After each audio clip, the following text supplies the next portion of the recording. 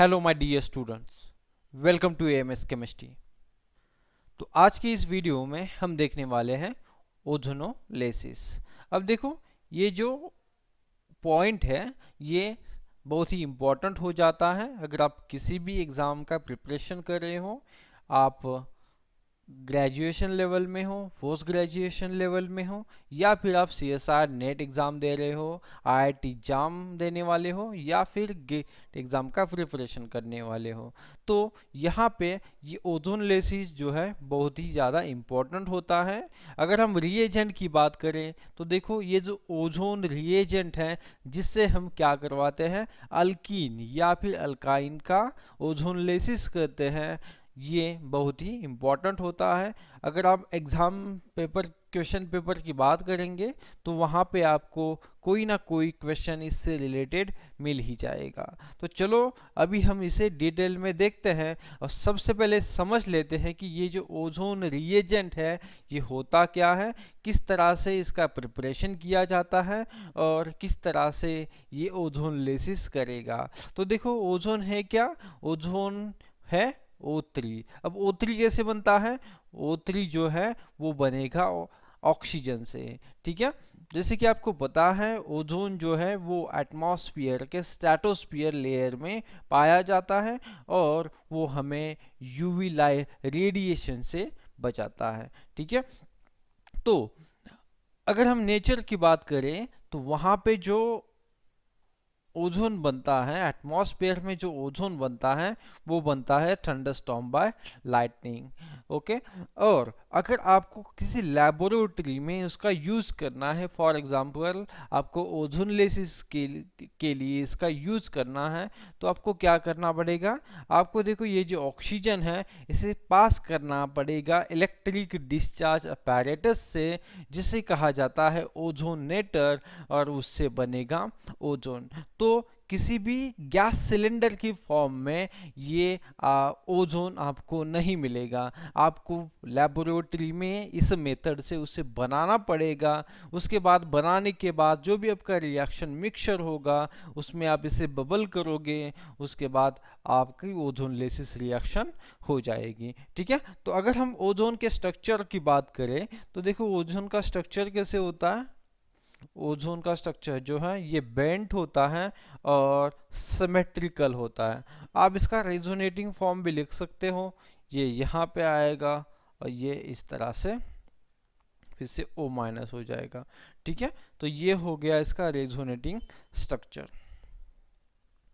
Okay, तो उसके बाद हम देख लेते हैं ओजोनलेसिस ऑफ अल्कीन, जो कि हमारे लिए सबसे ज़्यादा इम्पोर्टेंट आज होने वाला है। ओके, तो देखो ओजोन की हम रिएक्शन करवाने वाले हैं किसी अल्कीन के साथ। तो यहाँ पे जो सबसे पहले रिएक्शन होती है ये होती है 1,3 डाइपोलर साइक्लो एडिशन रिएक्शन। ठीक है, अब देखो ये जो है ओजोन जो है ये 1,3 डाइपोल मॉलिक्यूल की तरह एक्ट करता है। ठीक है, 1,3 डायपोल मॉलिक्यूल की तरह एक्ट करता है, और ये अल्कीन के साथ अगर रिएक्शन करेगा तो वहां पे 1,3 डायपोलर साइक्लोएडिशन रिएक्शन होगी, जैसे कि यहाँ पे मैकेनिज्म दिखाया गया है। ओके, यहाँ पे जो ओजोन है वो इलेक्ट्रोफाइल की तरह एक्ट करता है, और जो अल्कीन है वो एक्चुअल में न्यूक्लियोफाइल की तरह एक्ट करता है। ठीक है, ये दोनों पॉइंट भी बहुत ही ज़्यादा इंपॉर्टेंट होने वाले हैं जब हम आगे जाके इसकी रिएक्शन करवाएंगे। तो आपको पता होना चाहिए कि ओजोन किसकी तरह एक्ट करने वाला है और अल्कीन किसकी तरह एक्ट होगा। ओके, तो उसके बाद देखो जब ये 1,3 डायपोलर साइक्लोज एडिशन रिएक्शन होगी तो यहाँ पे एक इंटरमीडिएट बनेगा, इसे कहा जाता है मोलोजोनाइड। इसे कहा जाता है मोलोजोनाइड। अब ये जो मोलोजोनाइड होता है ये बहुत ही ज़्यादा अनस्टेबल होता है। ठीक है, ये बहुत ज़्यादा अनस्टेबल होता है, इजीली डिसोसिएट होता है, और उसके बाद ये वाले कार्बोनिल कंपाउंड और ये जो कार्बोनिलेट आयन है ये बनता है। ओके, तो जब मोलोजोनाइड का डिकम्पोजिशन होगा तो कार्बोनिल कंपाउंड और कार्बोनिलेट आयन का फॉर्मेशन होगा। ठीक है, तो ये जो है वो फिर से 1,3 डाइपोलर साइक्लोएडिशन रिएक्शन करवाते हैं, जैसे मैंने यहाँ पे करवाया है। ओके, अब देखो ये जो कार्बोनिल है इसे हमने रोटेट करके यहाँ पे लिखा हुआ है, तो उसके बाद यहाँ पे इस मैकेनिज्म के थ्रू ये जो इंटरमीडिएट है ये बनेगा, और ये जो इंटरमीडिएट है यही होता है आपका ओजोनाइड। ओके, अब ये जो ओजोनाइड होता है ये भी उतना ज़्यादा स्टेबल नहीं होता, पर मोनोजोनाइड के कंपैरिजन में ये बहुत ही ज़्यादा क्या होता है, स्टेबल होता है। अगर हम मोनोजोनाइड की बात करें तो ये इजीली सेल्फ डिसोसिएट होता है, सेल्फ डिकम्पोज होता है, और उसके बाद आगे रिएक्शन होती है। पर अगर हम बात करें ओजोनाइड की तो ये इजीली डिसोसिएट नहीं होता। आपको इसके लिए कोई तो कंडीशन यूज़ करनी पड़ेगी या फिर कोई रिएजेंट यूज़ करना पड़ेगा जिससे कि ओजोनाइड का डिकम्पोजिशन हो जाए।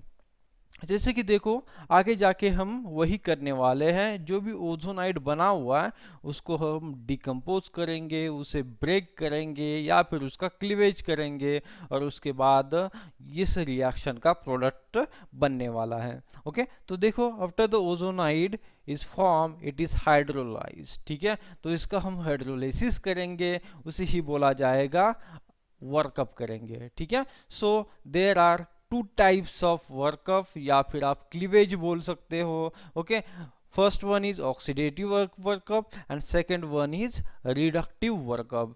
अगर हम बात करें ऑक्सीडेटिव वर्कअप की तो देखो यहाँ पे क्या यूज किया जाता है, यहाँ पे एक्वास एसिड यूज किया जाएगा। ठीक है, तो वाटर के साथ आप कोई एसिड यूज करोगे जिससे ऑक्सीडेटिव वर्कअप होगा। ठीक है, अब ये ऑक्सीडेटिव वर्कअप क्यों कहा जाता है वो आगे जाके हम डिटेल में इसे देखने वाले हैं। ओके, उसके बाद देखो सेकंड जो अब हमारा मेथड है वो है रिडक्टिव वर्कअप। अब इसमें भी दो टाइप के मेथड्स हैं, जैसे कि यहाँ पे zinc in acetic acid, zinc in H2O। Okay, और सेकेंड जो है वो है पैलेडियम ऑन H2। ठीक है, तो यहाँ पे जहाँ पे जिंक इन एसिडिक एसिड है यहाँ पे यूज किया जाता है CH3S।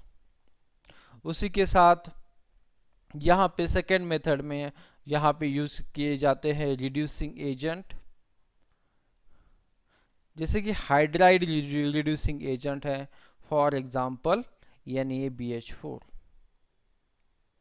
ओके, तो इसे भी यहाँ पे यूज किया जाता है। ओके, तो ये हो गए ऑक्सीडेटिव वर्कअप और रिडक्टिव वर्कअप, जो जिससे कि हम ओजोनाइड को ब्रेक करने वाले हैं। तो यहाँ पे सबसे पहले हम देख लेते हैं ऑक्सीडेटिव वर्कअप। जैसे कि आपको पता है ऑक्सीडेटिव वर्कअप में एक्वास एसिड का यूज किया जाता है। ओके, और इसके प्रेजेंस में क्या होगा, ओजोनाइड का ऑक्सीडेटिव क्लीवेज होगा। ओके, तो सबसे पहले जो रिएक्शन होगी उसे हम लिख लेते हैं। अब देखो ये है, यहाँ पे पीएच होगा, ये एच है, यहाँ पे दो मिथाइल ग्रुप प्रेजेंट है। तो जैसे कि आपको पता है ओजोन क्या करेगा, इसके साथ 1,3 dipolar reaction cycloaddition reaction करेगा, जो कि इसका मैकेनिज्म इस तरह से होगा। सबसे पहले क्या बनेगा, सबसे पहले यहाँ पे मोलोजोनाइड का फॉर्मेशन होता है, और उसके बाद होता है फॉर्मेशन किसका,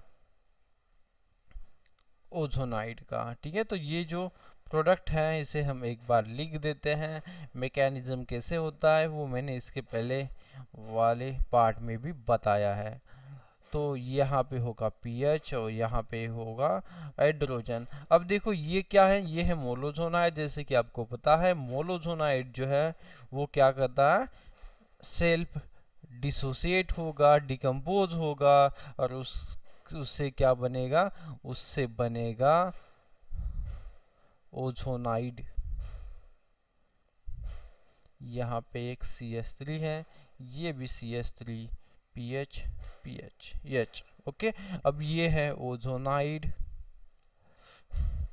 उसके बाद जाके हम क्या करवाते हैं, उसके बाद हम एक्वास एसिड से इसका वर्कअप करेंगे या फिर क्लीवेज करेंगे। जैसे कि एसिड है तो H प्लस होगा। अब ये जो ऑक्सीजन की लोन पेयर है वो H प्लस को लेने वाली है। इसके बाद देखो क्या बनेगा,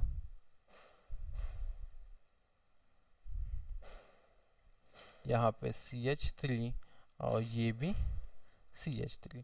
ठीक है, अब ये ऑक्सीजन पे H होगा और इस पे पॉजिटिव चार्ज। ओके, अब क्या है, जैसे कि इस पे ऑक्सीजन पे पॉजिटिव चार्ज है, ये इस तरह से ब्रेक होगा और इससे देखो क्या बन रहा है, पीएच यहाँ पे H O O, यहाँ पे OH। ओके, और यहाँ पे दो CH3 ग्रुप और इस वाले कार्बन पे पॉजिटिव चार्ज। ठीक है, अब देखो यहाँ पे कार्बोकैटायन बन चुका है, तो ये जो यहाँ पे वाटर होगा, ओके, क्योंकि आपने एक्वस एसिड यूज़ किया है तो ये इस कार्बोकैटायन पे अटैक करेगा और उसके बाद देखो बनेगा, यहाँ पे H है, यहाँ पे इस कार्बन पे OH है, उसके बाद O और दो मिथाइल और यहाँ पे फिर से OH आएगा जब वाटर अटैक करेगा इस कार्बोकैटायन पे। ठीक है, उसके बाद देखो अब आगे जाके क्या होगा, देखो ये OH जो है वो कन्वर्ट होगा इस तरह से कीटोन में, तो ये इस तरह से ब्रेक होगा। यहाँ पे ये वाली साइड भी सेम एक स्टेप में मैं दिखा देता हूँ, ये भी कार्बोनिल में कन्वर्ट होगा और ये इस तरह से ब्रेक होगा। तो देखो कितने मॉलिक्यूल्स बन रहे हैं, यहाँ पे बनेगा benzaldehyde PHC double bond OH। Okay, इस साइड में बनेगा, यहाँ पे बनेगा कीटोन। ओके, ये एसीटोन बन चुका है और देखो बनेगा HOOH। यहाँ पे जो बनेगा वो -O- ये फिर से प्रोटोनेट होगा और यहाँ पे इसका फॉर्मेशन होगा H2O2 में। ओके, अब देखो ये H2O2 जो है वो फिर से यहाँ पे रिएक्शन करेगा किसके साथ, बेंजाल्डिहाइड के पास साथ, और इसका ऑक्सीडेशन करेगा और इसका कन्वर्जन करेगा एसिड में। ठीक है, तो ये एसिड बन चुका है। ओके, तो H2O2 जो जनरेट होता है ऑक्सीडेटिव क्लीवेज में, वो क्या करता है, अल्डिहाइड का ऑक्सीडेशन करता है फिर से एसिड में। यहाँ पे H2O2 जो है वो किसका, कीटोन का फिर से ऑक्सीडेशन नहीं कर पाता, इसलिए यहाँ पे अगर कीटोन है तो वो एज इट इज़ वैसे का वैसे ही रहेगा। ठीक है, तो अगर अल्डिहाइड है तो वो क्या हो जाएगा, फिर से ऑक्सीडाइज होगा एसिड में। ओके, तो ये जो मेथड है ये है ऑक्सीडेटिव क्लीवेज या फिर ऑक्सीडेटिव वर्कअप, जिसमें हम क्या यूज़ करते हैं, एक्वास एसिड यूज़ करते हैं। ओके, देखो तो जैसे कि मैंने आपको बताया कि अल्डिहाइड जो है are easily oxidized by H2O2 that is produced। ओके, तो अल्डिहाइड है, H2O2 ये जो जनरेट होगा ये क्या करेगा, ये इसका फिर से ऑक्सीडाइज करेगा और यहाँ पे ऑक्सीजन ऐड होगा। ठीक है, उसके बाद देखो अगर अगर आपकी रिएक्शन में जैसे कि देखो ये है H यहाँ पे CH3। ठीक है, अगर आपने यहाँ पे O3 डाल दिया, ओके, विथ एक्वास एसिड, तो क्या होगा, देखो ये यहाँ से इसे क्लीव करेगा, यहाँ पे बनेगा ये फॉर्माल्डिहाइड, यहाँ पे बनेगा कीटोन और प्लस H2O2 जनरेट होगा। अब ये H2O2 जो है वो कीटोन को ऑक्सीडाइज नहीं करता, फिर से ये अल्डिहाइड को करेगा, तो यहाँ पे जो है वो है फॉर्मल्डिहाइड। अगर फॉर्मल्डिहाइड की रिएक्शन फिर से हो जाती है H2O2 के साथ, ओके, तो देखो यहाँ पे ये अगर रिएक्ट करेगा H2O2 के साथ तो इस तरह से यहाँ पे कार्बोनिक एसिड बनेगा। ठीक है, आपको बस क्या करना है, यहाँ पे एक ऑक्सीजन ऐड करना है और इस साइड में एक ऑक्सीजन ऐड करना है, जैसे कि बेयर विलीजर रिएक्शन में होता है। ओके, अब उसके बाद देखो ये जो कार्बोनिक एसिड बना हुआ है यहाँ पे, ये जो कार्बोनिक एसिड बना हुआ है ये बहुत ही ज़्यादा अनस्टेबल होता है। ठीक है, ये डिकम्पोज करेगा और इससे बनेगा वाटर और H2, CO2 और H2O। ठीक है, तो अगर फॉर्मल्डिहाइड है तो इसका एसिड में कन्वर्जन नहीं होगा, यहाँ पे कार्बन डाइऑक्साइड रिलीज होगा और वाटर आपको मिलेगा। ठीक है, तो आपको याद रखना है कि ऑक्सीडेटिव वर्कअप में H2O2 जनरेट होता है, जो कि एल्डिहाइड का क्या करेगा, एसिड में कन्वर्जन करेगा। अगर फॉर्मल्डिहाइड है तो CO2 और H2O आपको मिलने वाला है। तो ये देखा हमने ऑक्सीडेटिव वर्कअप में। अब देखो रिडक्टिव वर्कअप में क्या होगा। ओके, जैसे कि आपको मैंने बताया है कि मेथड्स इसमें दो यूज़ किए जाते हैं, जिसमें आप यूज़ करोगे जिंक इन H2O और इन एसिटिक एसिड। ओके, सेकेंड जो मेथड है इसकी वो है पैलेडियम H2। ठीक है, उसके बाद आप क्या डाल देते हो, एक्वस एसिड यूज डाल देते हो। ठीक है, जैसे कि मैंने आपको इसके पहले ही बताया है, यहाँ पे DMS भी यूज़ किया जाता है। अब जो DMS जो है वो क्या है, डाइमिथिल सल्फाइड, या फिर आप कोई रिड्यूसिंग एजेंट यूज़ कर सकते हो। ओके, जो क्या करते हो, हाइड्राइड आयन ट्रांसफ़र करते हो, जैसे कि है NaBH4। ओके, अब देखो ये जो मेथड है रिडक्टिव क्लीवेज या फिर रिडक्टिव वर्कअप, इसमें H2O2 जो है वो प्रोड्यूस्ड नहीं होता। अगर H2O2 प्रोड्यूस्ड नहीं होगा तो वो फिर से उसे ऑक्सीडाइज नहीं करेगा, एसिड में कन्वर्जन नहीं होगा। अगर अल्डिहाइड बनता है तो वो अल्डिहाइड ही रहेगा, फिर से उसका एसिड में कन्वर्जन नहीं होगा। तो ये जो मेथड है वो है आपकी रिडक्टिव क्लीवेज। ओके, अब देखो with this method aldehyde survives intact and are not oxidize. Aldehydes क्या ऑक्सीडाइज्ड नहीं होंगे। ठीक है, अब देखो यहाँ पे जो जिंक यूज करते हैं, अगर आप जिंक यूज करोगे तो जिंक जो है वो स्कैवेंजर्स की तरह काम करता है, the peroxide before it can act. ठीक है, तो ये क्या करेगा, पेरोक्साइड को बनने ही नहीं देगा। यहाँ पे जो आप जिंक यूज करने वाले हैं वो क्या नहीं करेगा, पेरोक्साइड का फॉर्मेशन ही नहीं करने देगा। ठीक है, तो देखते हैं किस तरह से मैकेनिज्म होगा। अब देखो यहाँ पे रिएक्शन हो चुकी है और यहाँ पे बना है ओजोनाइड। अब जो ओजोनाइड है, आपको पता है अगर आप एक्वास एसिडिक कंडीशन यूज़ करते हो तो यहाँ पे प्रोटोनेट होता है, उसके बाद ब्रेक हो जाता है।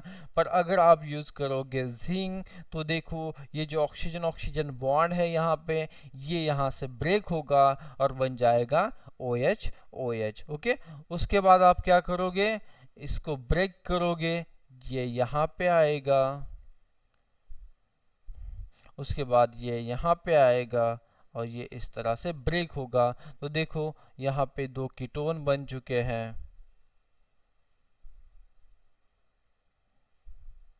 और कीटोन बन चुके हैं और बनेगा ZNO। ठीक है, ZnO2 नहीं बनेगा, क्या बनेगा, ZnO। तो यहाँ पे H2O2 का फॉर्मेशन ही नहीं होगा। अगर अल्डिहाइड बनता है इस रिएक्शन में तो अल्डिहाइड के फॉर्म में ही रहने वाला है। ओके, उसके बाद देखो आप जिंक की जगह पे H2PD भी यूज कर सकते हो। ओके, अब ये H2PD जो है H2PD भी यूज कर सकते हो। ओके, अब ये जो है वो भी सेम काम करेगा। यहाँ पे ये फिर से यहाँ पे ये जो ऑक्सीजन ऑक्सीजन बॉन्ड है इसे क्लीव करेगा और इस तरह का इंटरमीडिएट आपको मिलेगा। उसे क्लीव करने के बाद आपको दो कार्बोनिल कंपाउंड्स मिल जाएंगे। यहाँ पे भी H2O2 का फॉर्मेशन नहीं होने वाला है। ठीक है, ओके, तो उसके बाद हम देखेंगे ओजोन लेसिस का कुछ रिएक्शंस और इसमें प्रोडक्ट कैसे बनता है, ऑक्सीडेटिव वर्कअप में क्या होगा, ऑक्सीडेटिव क्लीवेज में क्या होगा और रिडक्टिव क्लीवेज में क्या होगा। जैसे कि यहाँ पे आपके पास एक एल्कीन है, अब क्या करना है आपको, इसका क्लीवेज करना है, ओजोन लेसिस करना है बाय यूजिंग ओजोन। ठीक है, तो देखो यहाँ पे ओजोन है, यहाँ पे दिया हुआ है जिंक H2O, तो यहाँ पे क्या होगा, कौन सा क्लीवेज होगा, यहाँ पे जो है होगा रिडक्टिव क्लीवेज। ओके, और रिडक्टिव क्लीवेज में आपको बस क्या करना है, यहाँ से इसे इस तरह से क्लीव करना है, तो इस साइड में बनेगा ये कीटोन और उस साइड में बनेगा फॉर्माल्डिहाइड। ओके, अगर रिडक्टिव क्लीवेज करते हो तो यहाँ पे बनेगा फॉर्मल्डिहाइड। ओके, अब देखो यहाँ पे ये जो मेथड है ये भी आपकी क्या है, रिडक्टिव मेथड ही है, इसमें भी सेम टाइप का प्रोडक्ट मिलेगा। ओके, ये प्रोडक्ट यहाँ पे मिलने वाला है। उसके बाद देखो यहाँ पे देख लेते हैं, ये जो मेथड है ये है ऑक्सीडेटिव क्लीवेज, क्योंकि आपने ओजोन के साथ क्या यूज किया है, एक्वास एसिड। आपको बताया यहाँ पे H2O2 का फॉर्मेशन होता है, तो सबसे पहले तो जो प्रोडक्ट होगा वो बनेगा ये प्लस ये फॉर्माल्डिहाइड, उसके बाद बनेगा H2O2। अब ये H2O2 जो है वो अगर इसके साथ रिएक्ट करता है तो यहाँ पे बनता है CO2 प्लस H2। तो ये प्रोडक्ट होंगे ओजोनोलिसिस रिएक्शन के। उसके बाद देखते हैं और कुछ रिएक्शंस, जैसे कि देखो यहाँ पे दिया है O3 ओजोन है। ओके, उसके बाद अल्कीन के साथ ये रिएक्शन करेगा तो यहाँ पे ओजोनाइड का फॉर्मेशन होगा। ओके, अब देखो यहाँ पे बहुत सारे डिफरेंट क्या दिए उन्होंने, रिएजेंट दिए हैं, जैसे कि NaBH4 है, Me2S है और H2O2 है। ओके, तो देखो अगर आप NaBH4 यूज करोगे तो देखो यहाँ पे सबसे पहले क्या होगा, ओजोनाइड बनेगा। ये ओजोनाइड क्या करेगा, NaBH4 के प्रेजेंस में इसका क्लीवेज हो जाएगा। क्लीवेज होने के बाद जो प्रोडक्ट बनेगा यहाँ पे वो क्या होगा, देखो ये प्रोडक्ट होगा इस तरह से,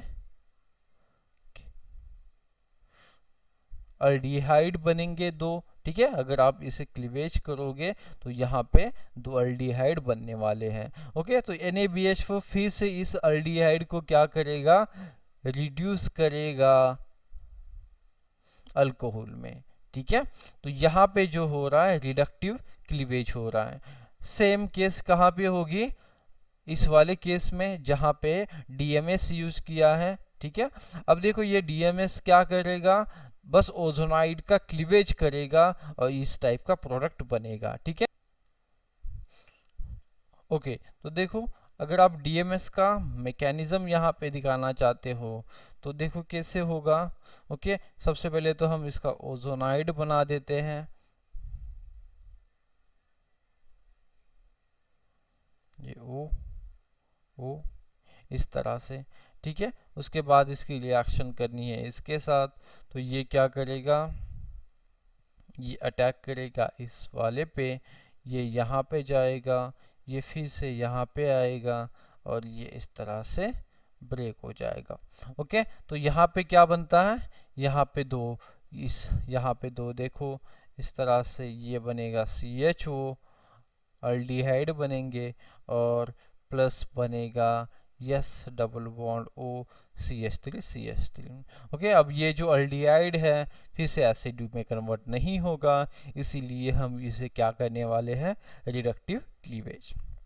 और देखो जो थर्ड रिएक्शन है ये तो ऑक्सीडेशन हो रहा है, इसमें सीधा एसिड बनेगा और इसमें इसने सीधा आपको H2O2 ही दिया है जो क्या करेगा, इसका कन्वर्जन करेगा एसिड में, तो यहाँ पे ऑक्सीडेटिव क्लीवेज हो रहा है। अब देखो उसके बाद अगर हम बात करें अल्कीन किस टाइप का होना चाहिए, अगर आपको इस रिएक्शन किसी पर्टिकुलर सेंटर पे करनी है, किसी पर्टिकुलर अल्कीन के साथ करनी है, तो अल्कीन जो है किस टाइप का होना चाहिए, तो जैसे कि मैंने इसके पहले ही आपको बताया है कि ओजोन जो है वो इलेक्ट्रोफिलिक होता है और जो अल्कीन है वो न्यूक्लियोफाइल की तरह एक्ट करेगा। ठीक है, तो अल्कीन जितना ज़्यादा न्यूक्लियोफिलिक होगा, देखो मैं क्या बता रहा हूँ आपको, अल्कीन जो है वो न्यूक्लियोफिलिक होना चाहिए और ओजोन जो है वो इलेक्ट्रोफिलिक होगा। तो अल्कीन जितना ज़्यादा न्यूक्लियोफिलिक होगा उतना ही उस रिएक्शन का रेट ज़्यादा होगा। ठीक है, तो अगर इस रिएक्शन के रेट की हम बात करें कि तो देखो यहाँ पे जो अल्कीन है वो सबसे ज़्यादा क्या है, इलेक्ट्रॉन रीच है, सबसे ज़्यादा न्यूक्लियोफिलिक होगा, क्योंकि ये देखो ये जो OCH3 ग्रुप है वो इस लोन पेयर के थ्रू भी इलेक्ट्रॉन डोनेट करवाता है। ठीक है, अब देखो उसके बाद यहाँ पे उसके बाद इस वाले पे 4 मिथाइल ग्रुप है, यहाँ पे 2 मिथाइल ग्रुप है, इसमें तो एक ही है, और इसमें तो विड्रॉइंग ग्रुप है। अगर विड्रॉइंग ग्रुप है तो ये क्या करेगा, इस अल्कीन की न्यूक्लियोबिलिटी कम कराएगा, इसलिए इसका रेट सबसे कम होगा। तो ये बात सबसे ज़्यादा इम्पॉर्टेंट रहेगी आपके लिए कि अगर आपके पास 2 अल्कीन है तो ओजोन कौन से अल्कीन का क्लीवेज करेगा ये आपको पता होना चाहिए। अल्कीन जो है आपको क्या चाहिए, इलेक्ट्रॉन रिच अल्कीन चाहिए, या फिर आप बोल सकते हो मोर सब्स्टिट्यूटेड अल्कीन चाहिए, उस अल्कीन पे इलेक्ट्रॉन डोनेटिंग ग्रुप अटैच होने चाहिए सबसे ज़्यादा। ओके, तो देखो यहाँ पे एक एग्जाम्पल है, अगर हम यहाँ पे ये एग्जाम्पल सॉल्व करना चाहें तो देखो ओजोन है और उसके बाद दिया हुआ है पिरिडीन, तो ये जो पिरिडीन है ये भी क्या करता है, रिडक्टिव क्लीवेज ही करता है। जिस तरह से DMS करता है, डाइमेथिल सल्फाइड करता है, उसी तरह से पिरिडीन भी रिडक्टिव क्लीवेज करने वाला है। ओके, तो देखो यहाँ पे 2 अल्कीन्स है, यहाँ पे भी एक अल्कीन है, यहाँ पे भी अल्कीन है, तो किस सेंटर का क्लीवेज होगा, किस अल्कीन का क्लीवेज होगा, तो जो मोर इलेक्ट्रॉन रीच है, ठीक है, उसी का क्लीवेज होने वाला है। ओके, तो देखो ये जो अल्कीन है वो यहाँ पे क्लीव होगा और जो प्रोडक्ट बनेगा तो देखो ये प्रोडक्ट हम बना देते हैं। ठीक है, ये प्रोडक्ट होगा इस रिएक्शन का। ओके, उसके बाद अगर हम बात करें ओजोनोलिसिस ऑफ अल्काइंस की, तो देखो यहाँ पे अगर आप ओजोनोलिसिस करोगे अल्काइंस का तो देखो ये जो ट्रिपल बॉन्ड है वो ब्रेक होगा, कंप्लीटली ब्रेक होगा, और यहाँ पे 2 एसिड का फॉर्मेशन होने वाला है। ठीक है, तो जब भी अल्काइन का ओजोनोलिसिस करोगे तो आप क्या बनाओगे, आप एसिड ही बनाओगे। ठीक है, अभी आपको क्या करना है, इसका मैकेनिज्म जो है वो खुद से ट्राई करना है। अगर आपको मैकेनिज्म आपसे मैकेनिज्म नहीं बन पाता है तो मुझे आप कमेंट बॉक्स में बता सकते हैं, नेक्स्ट जो वीडियो लेक्चर होगा उसमें मैं आपको ये मैकेनिज्म भी करवा दूंगा। ठीक है, तो याद रखना अल्कीन के साथ ओजोनोलिसिस भी कर सकते हो आप, अल्काइन के साथ भी कर सकते हो। अल्कीन के साथ 2 मेथड्स हमने देख लिए, ऑक्सीडेटिव और रिडक्टिव। अल्काइन के साथ अगर आप ओजोनोलिसिस करोगे तो यहाँ पे एसिड का फॉर्मेशन होगा। तो आज के लिए हम यहीं पे रुकेंगे, आपको ये मैकेनिज्म ट्राई करना है, अगर नहीं बन पाता है तो मुझे आप कमेंट बॉक्स में बोल दो। इसके बाद जो लेक्चर होगा वो रहेगा प्रीवियस ईयर के क्वेश्चंस, किस टाइप के क्वेश्चंस एग्जाम्स में पूछे जाते हैं, उसे किस तरह से सॉल्व करना है वो मैं यहाँ पे बता दूंगा। अगर आप इतना करोगे तो ये पॉइंट कंप्लीट होगा, इस पे कोई भी क्वेश्चन अगर आएगा तो आप इजीली सॉल्व कर पाओगे। तो यहीं पे लिखते हैं, थैंक यू।